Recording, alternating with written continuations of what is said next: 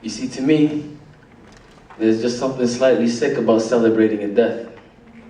And honestly, I ain't saving my breath. I think this whole Bin Laden thing is bullshit. I mean, I can't trust the news. I couldn't watch a full clip, and since then, the war that begun with the chase of this man doesn't seem to slow down.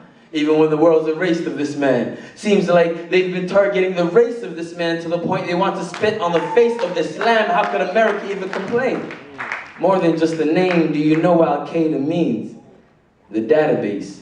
Originally, the computer files of thousands of mujahideens. Now, jihad means struggle. A mujahid is one engaged in this hustle, so even with the baggy jeans, we can get through it the same. These men were recruited and trained with help from the CIA. They were getting through to the brains of these regular guys, students never proven insane, but ruthlessly aimed to fight America's enemy at the time. And when Soviets withdrew, Western powers did too, leaving behind 40,000 militants from several countries to fight an anti-Soviet jihad for heaven's bounties. All the world's a stage. This is where puppeteers have us hanging by the thread of their words, but I can see the threat of their words.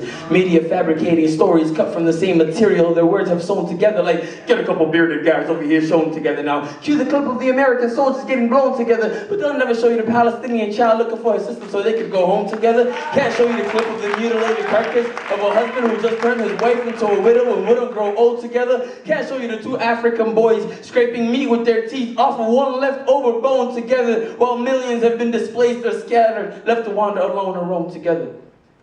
December 18th of 2010. See, what started with a boy and grew into a few thousand men. They had a common goal in mind, and their aim was high, to replicate what Sudan did twice, in 64 and 85, and so revolution sparked in Tunisia and in Egypt, civil war in Libya, uprisings in Syria, then in Yemen, to gain independence, no longer dependent on corrupt leaders who insisted on pretending that the public interest was what they were protecting, really just neglecting. I find it ironic how freedom only comes at the greatest of expenses.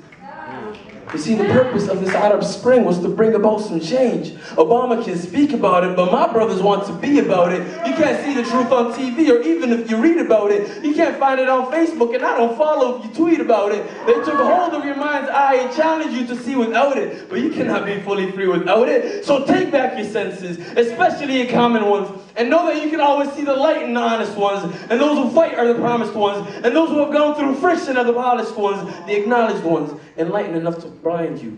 You've come here to find yourself, and for that, I'm right behind you. X said the truth is on the side of the oppressed. Said we're all naturally inclined to the truth. It's just that feeling inside you. And so I can't judge. I leave that one up to the one who designed you. Just let me remind you that judging someone doesn't define them. It defines you.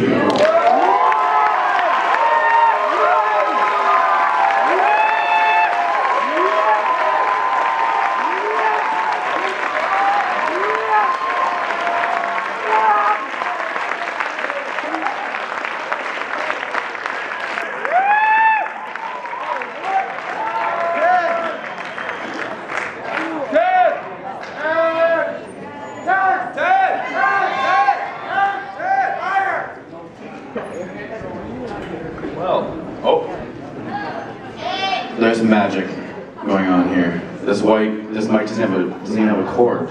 That's insane. Oh my god, man. All right. This isn't sassy. I can't take my shirt off. There's no reason to. You guys have to give me a reason.